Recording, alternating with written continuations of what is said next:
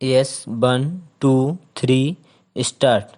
आदरणीय महोदय, मैं आपका ध्यान विधानसभा के कार्यकालों के बारे में आकर्षित कराना चाहता हूँ।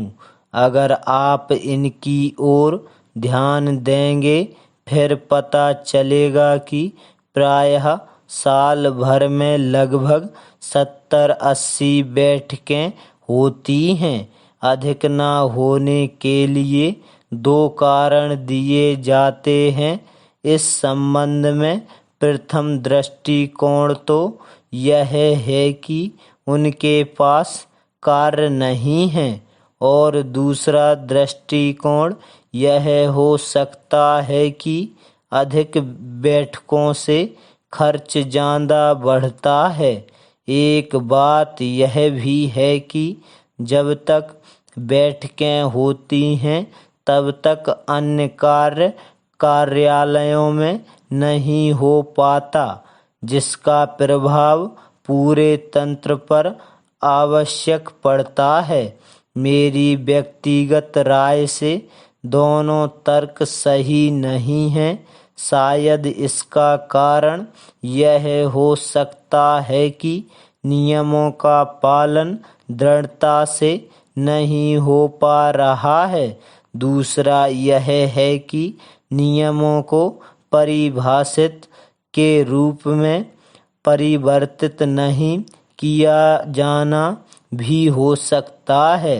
ऐसा लगता है कि इन नियमों पर दलगत राजनीति हावी हो गई है। सबसे पहले तो नियमों में यह प्रावधान होना चाहिए कि केवल विधिवत रखे गए अविश्वास प्रस्ताव को छोड़कर अन्य किसी प्रकार की चर्चा का स्वरूप अविश्वास प्रस्ताव जैसा नहीं होना चाहिए।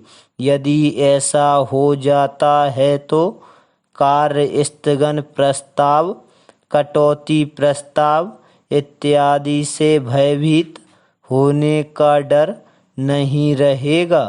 अगर सरकार इस बात को ध्यान में रखे कि जब बैठक चल रही हो और कतिपय महत्वपूर्ण घटना चर्चा का विषय बने तो बिना किसी तर्क वितर्क के सरकार को पूर्ण जानकारी सदन में वास्तविक तथ्य सहित रख देना चाहिए, तो शून्यकाल का वह हौवा नहीं रहेगा जो आज है।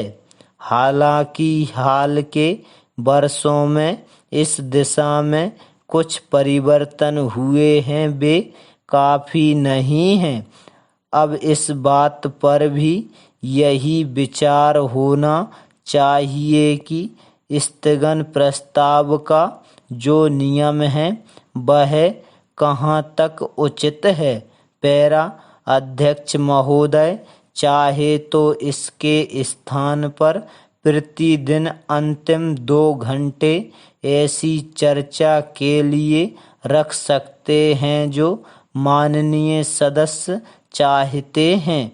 जहाँ तक प्रश्नकाल का संबंध है, यह देखा जा रहा है कि संबंधित नियम बहुत अधिक सीमा तक इतने शिथिल होते गए हैं कि अधिकांश प्रश्न जिनमें तरह तरह की जानकारी मांगी जाती है अमान्य करने योग्य होते हैं, क्योंकि मांगी गई जानकारी संभागीय और जिले स्तर पर या विकास खंड में ही प्राप्त हो सकती है। स्टॉप।